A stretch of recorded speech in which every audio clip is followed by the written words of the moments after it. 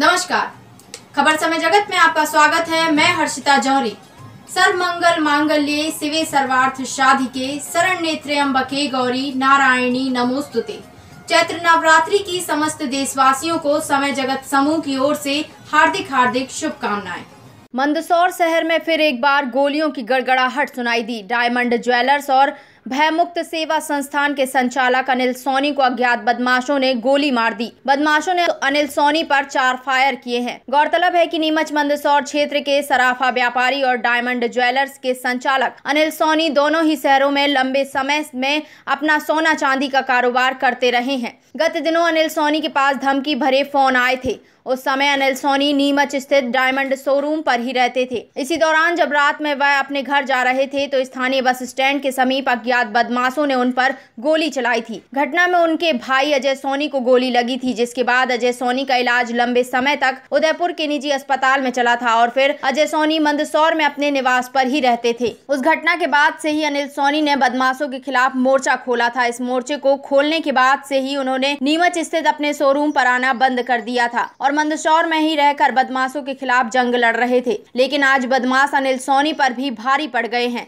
जी हां, अनिल सोनी को अज्ञात बदमाशों ने बुधवार रात करीब 8 बजे उनके ही निवास के बाहर गोली मार दी। आपको यह भी बता दें कि अनिल सोनी पर 1 या 2 नहीं बल्कि 4 फायर बदमाशों द्वारा किए गए। घटना के बाद परिजन अनिल सोनी को जिला अस्पताल ले गए, जहां डॉक्टरों ने उन्हें मृत घोषित कर दिया। पुलिस ने की शहर में नाकाबंदी। घटना की जानकारी जैसे ही पुलिस कप्तान को लगी तो उनके द्वारा पूरे शहर में नाकाबंदी के बाद आदेश दिए गए हैं। पुलिस ने अब इस पूरे मामले को गंभीरता से लेते हुए जाँच शुरू कर दी है। मैं आप लोगों से आग्रह करूंगा कि पुलिस को थोड़ा समय दे दें जाँच के लिए और हम कोशिश करेंगे कि जल्दी से जल्दी हम आरोपी तक पहुंच जाएं।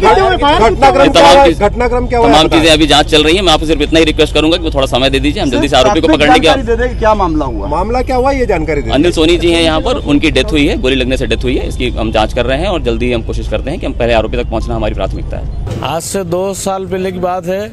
हमारी मंदसौर वाली दुकान पे फायरिंग हुई थी। उसके बाद हमसे 1 करोड़ रुपए की मांग करी थी। हमने 1 करोड़ रुपए नहीं दिए। हमने उस समय पुलिस के ऊपर विश्वास करा। पुलिस ने रिपोर्ट कर दी कि हमसे साहब 1 करोड़ रुपए मांगे जा रहे हैं। पुलिस ने खुद जांच करी। पुलिस ने जांच में बोला कि साहब ये आजम लाला नाम का एक बदमाश है जो आपसे 1 करोड़ रुपए की सुपारी की मांग कर रहा है।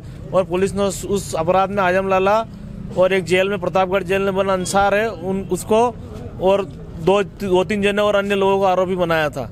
उसके बाद जब वो आरोपी बन गए तो इस बात की उन्होंने हमसे दुश्मनी रखी कि हमने उनको 1 करोड़ रुपए नहीं दिए और पुलिस में रिपोर्ट कर दी। उन्होंने हमसे 1 करोड़ रुपए की फिरौती मांगी थी और हमसे कहा था कि अगर तुमने फिरौती नहीं दी तो तुमको जान से मार देंगे और तुम्हारे में से कोई एक भाई मरेगा, उसके बाद भी हम फिरौती लेंगे और तुम्हारे दोनों भाई मर जाएंगे तो भी हम फिरौती लेंगे। तुम पुलिस के पास चल जाओ, किसी के पास चल जाओ, पुलिस कुछ नहीं कर सकती। पुलिस भी हमसे मिली हुई है और पुलिस भी हमारे लिए काम करती है।